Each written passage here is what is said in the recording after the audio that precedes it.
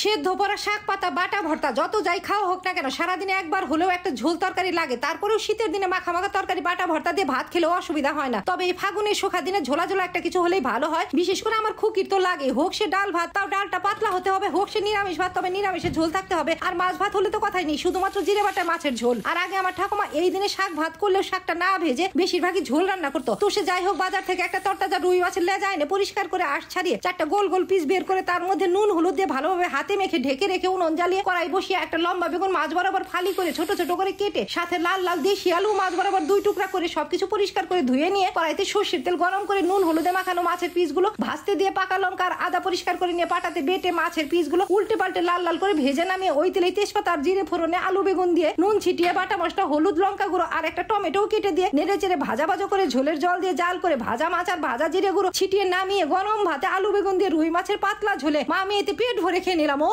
সেই স্বাদ।